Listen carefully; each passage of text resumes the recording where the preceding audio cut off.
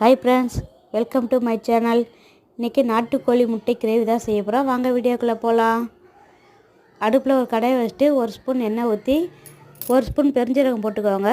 அதோட கட் பண்ணி வச்சுருக்க சின்ன வெங்காயத்தை ஆட் பண்ணிக்கோங்க. சின்ன வெங்காயம் ஆட் பண்ணி கொஞ்சம் லைட்டாக வதங்கினதுக்கப்புறம் அதோட கட் பண்ணி வச்சுருக்க 2 தக்காளி, 10 பல் பூண்டு, சிறிய துண்டு இஞ்சி, 2 பச்சை மிளகாய் எல்லாத்தையும் போட்டு பச்சை வாசம் போகிற வரையும் நல்லா வதக்கிட்டுருங்க.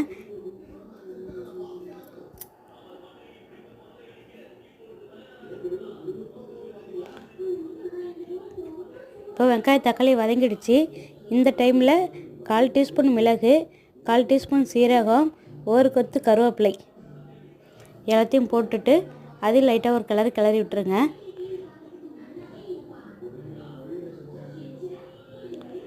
கால் டீஸ்பூன் மஞ்சள்தூள் போட்டு நல்லா ஆற வச்சுட்டு ஒரு மிக்ஸி ஜாரில் ட்ரான்ஸ்ஃபர் பண்ணிவிடுங்க.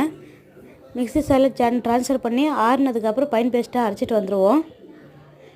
இப்போ அதே கடாயில் எண்ணெய் ஊற்றி 1/4 டீஸ்பூன் பெருஞ்சீரகம் போட்டுட்டு நம்ம கட் பண்ண வச்சு வெங்காயம், சின்ன வெங்காயம் தான் போட்டு அதையும் நல்லா வதக்கிட்டு நம்ம அரைச்சி வச்ச பேஸ்ட்டு ஆட் பண்ணிவிடுவோம்.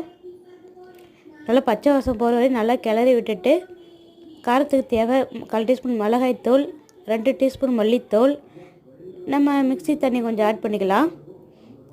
ஆட் பண்ணிவிட்டு இப்போ தேவையான அளவு உப்பு போட்டு குழம்பு நல்லா கொதித்து எண்ணெய் பிரிஞ்சு வச்சதுக்கப்புறம் நம்ம வேக வச்ச நாட்டுக்கோழி முட்டையை கத்தியால் ஸ்லைஸாக லைட்டாக முட்டை கீறி விட்டுட்டு குழம்புல போட்டு இறக்குனிங்கன்னா நாட்டுக்கோழி முட்டை கிரேவி ரெடி. நம்ம சேனலை பிடிச்சிருந்தா சப்ஸ்கிரைப் பண்ணுங்கள், லைக் பண்ணுங்கள், மறக்காமல் ஷேர் பண்ணுங்கள். தேங்க்யூ ஃபார் வாட்சிங்.